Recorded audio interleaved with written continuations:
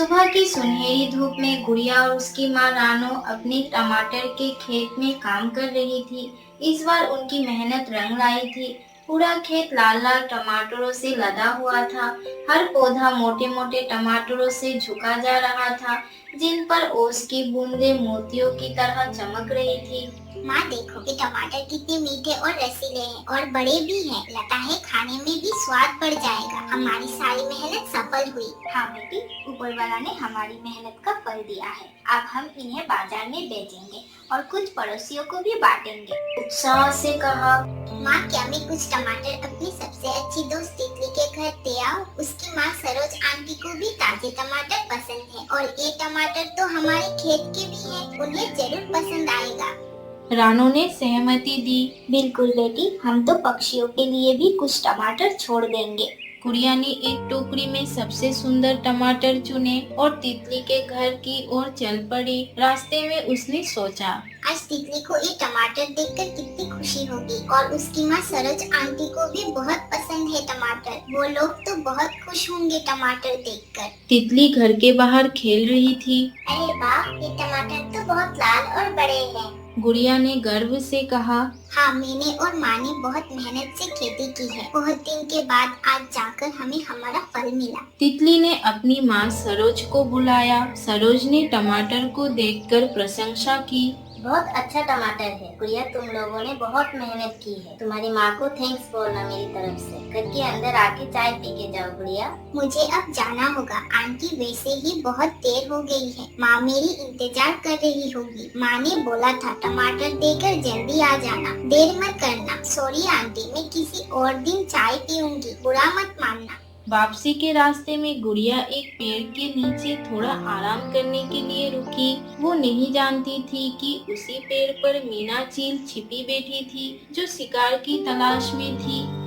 मीना ने गुड़िया को अपने नुकीले पंजों में जकड़ लिया। गुड़िया चिल्लाई, मुझे छोड़ दो, मेरी माँ मुझे ढूंढ रही होगी। आप मेरे साथ ऐसा क्यों कर रही हो आंटी? मैंने आपका क्या बिगाड़ा है? मैं तो सीधा घर जा रही थी और आपने मुझे पकड़ लिया। प्लीज आंटी, मुझे छोड़ दे। मम्मी, मुझे बचाओ मम्मी। तू हमारी आज के खाने का हिस्सा है। हम आज तुम्हें गोभी के साथ बना के खाएंगे।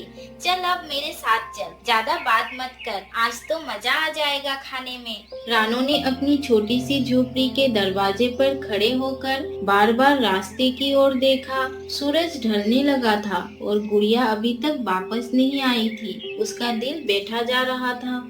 ये लड़की कहाँ चली गई? तितली के घर से लौटने में इतना वक्त क्यों लग रहा है? वो जल्दी जल्दी उड़ के तितली के घर की ओर चल पड़ी। रास्ते में उसने सोचा, कहीं गुड़िया रास्ते में भटक तो नहीं गई या फिर कोई जानवर उसे परेशान कर रहा होगा। तितली उस समय घर के बाहर खेल रही थी। तितली बेटी, क्या गुड़िया यहाँ आई थी? हाँ आंटी, गुड़िया ने मुझे लाल लाल टमाटर दिए थे और फिर चली गई। उसने तो चाय भी नहीं पी। रानो का चेहरा फिर से उतर गया। लेकिन वो घर क्यों नहीं पहुँची? कहीं उसे बड़ी चील ने उठा तो नहीं लिया? वो तुरंत अपनी पुरानी सहेली गोरी कौवे के घर गई। गोरी ने उसे परेशान देखा तो पूछा, क्या हुआ रानो, तू इतनी घबराई हुई क्यों है? रानो ने रोते हुए कहा, गोरी, मेरी गुड़िया गायब हो गई है। मुझे डर लग रहा है कि कहीं उसे वो दुष्ट चील ने ना उठा ली गई हो।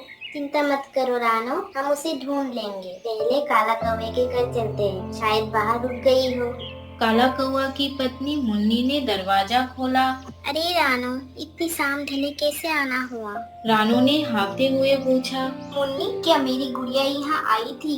मुन्नी ने सिर हिलाया। नहीं, कालू तो बुखार से बिस्तर पर पड़ा हुआ है। आज कोई यहाँ नहीं आया। रानो का दिल और भी भारी हो गया। गोरी ने उसकी हौसला बढ़ाई। दोनों चिड़िया जंगल में घुसी। गुड़िया बेटी, तुम कहाँ हो?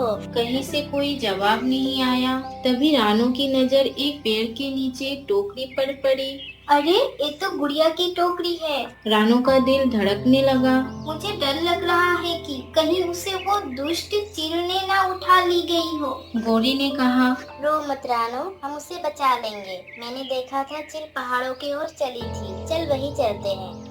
रानो ने आंसू पोंछे और गोरी के साथ तेजी से उड़ी। पहाड़ों की ओर बढ़ने लगी। उसके मन में बस एक ही प्रार्थना थी, हे भगवान, मेरी बेटी को सुरक्षित वापस लौटा देना।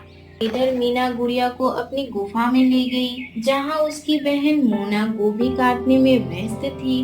मोना ने मीना को देखकर कहा, वाह, आज तो हमें स्वादिष्ट गोभी मांस खाने को मिलेगा। मैं जल्दी जल्दी खाना बनाती हूँ। गुड़िया ने डरते हुए कहा, मुझे छोड़ दे, मैं तुम्हें टमाटर दिला दूंगी। हमारे खेत में बहुत ताजे और रसीले टमाटर हैं और स्वादिष्ट भी हैं। चुप रहे, तू हमारा भोजन है, कोई चालाकी मत करना और रेडी हो जाओ हमारे पेट में जाने के लिए। आज तो मजा आ जाएगा। गुड़िया ने हिम्मत नहीं हारी, उसने एक योजना बनाई। गुड़िया ने देखा कि चीलों की गुफा में एक बड़ा हांडी चूल्हे पर रखा हुआ है और आग धीरे धीरे जल रही है। गोभी काटकर हांडी में डाल दो, मैं इस चिड़िया को साफ करती हूँ।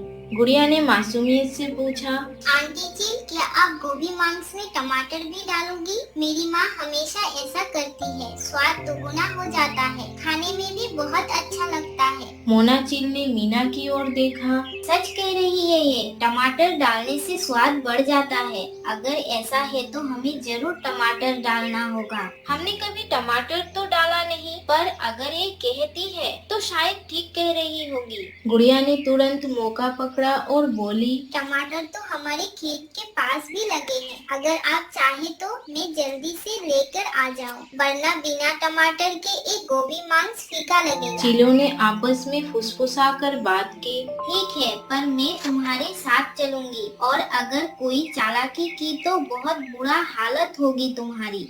जब वे दोनों खेत पर पहुँचे तो वहाँ कोई नहीं था, ना गुड़िया की माँ, ना ही उसकी कोई और मदद करने वाला। गुड़िया ने चारों ओर नजर घुमाई। अजीब बात है, माँ तो हमेशा इस समय यही होती है, आज कहाँ चली गई? मोना चील ने शरारती मुस्कान के साथ कहा, लगता है तुम्हारी माँ तुम्हें छोड़कर कहीं चली गई। अब तुम्हें हमारे साथ वापस चलना होगा। जल्दी जल्दी टमाटर तोड़ो। ठीक है, पर पहले मुझे टमाटर तो तोड़ने दो, मैं फिर साथ चलूंगी। तभी अचानक आसमान में तेज पंखों की आवाज सुनाई दी। गुड़िया ने ऊपर देखा।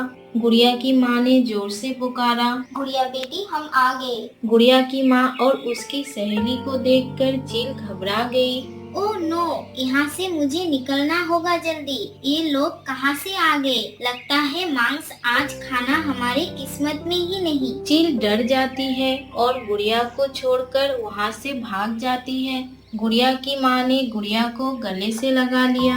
तुम ठीक हो ना? हमें तुम्हारी बहुत चिंता हो रही थी। हाँ माँ, मैं ठीक हूँ। पता है, वो लोग मुझे खाने वाले थे। मैंने एक योजना बनाई। मैंने चीलों को टमाटर के बहाने बेवकूफ बना दिया। तुम बहुत बहादुर हो गुड़िया, लेकिन अब हमें सावधान रहना होगा। चील फिर आ सकती है। हमेशा की तरह हम एक दूसरे का ध्यान रखेंगे। और माँ, मैं कभी भी आपको छोड़कर कहीं नहीं जाऊंगी। और फिर वे तीनों खुशी खुशी घर की ओर उड़ चले।